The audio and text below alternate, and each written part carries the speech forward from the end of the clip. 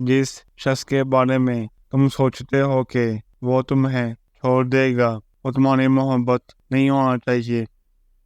کسی بے وفا کے ساتھ کوئی اور بے وفائی کر جائے تو اسے ماضی کا وفادار بڑی شدت کے ساتھ یاد آتا ہے۔ اپنے آنسوؤں کے پیچھے چھپی وجہ کسی کو جاننے مت دیں، ورنہ لوگوں کو آپ کو رلانے کا سبب مل جائے گا اور وہ لوگ موقع ملنے پر آپ کو رلانے میں کوئی کسر نہیں چھوڑتے۔ محبت کا یہ دستور ہے کہ جس سے محبت ہو اسے آسانی سے آزاد نہیں کیا جا سکتا، کیونکہ اسے آزاد کرنے سے دل کو بہت تکلیف ہوتی ہے۔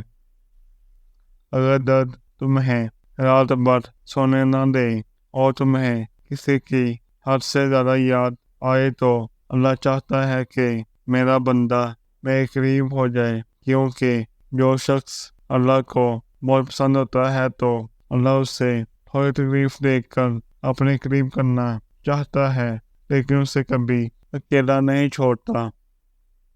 جب آپ اللہ سے محبت کرنے لگتے ہیں تو وہ ان لوگوں کو آپ کے دل میں نہیں بسنے دیتا جو آپ کی محبت کے اہل نہیں ہوتے۔ جس کا دل دکھاؤ معافی بھی اسی سے مانگو، بندہ ناراض ہو تو اللہ بھی نہیں مانتا۔ انسان چاہے جتنا بڑا مضبوط دل والا ہو، اس کی ذات میں کوئی نہ کوئی ایسا غم ضرور ہوتا ہے اور یاد آنے پر آنسو بن کر ظاہر ہوتا ہے۔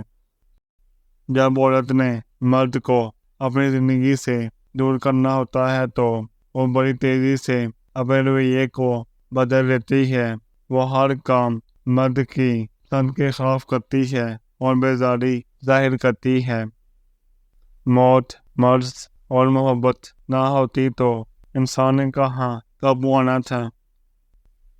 اس دنیا میں کوئی کسی کا اپنا نہیں ہوتا، اپنا بنایا جاتا ہے۔ اپنائیت ایک رشتہ ہی نہیں، ایک عمل بھی ہے۔ کچھ لوگ بہت باتوں سے بھی اپنے نہیں بنتے اور کچھ خاموشی سے ہی دل میں اتر جاتے ہیں۔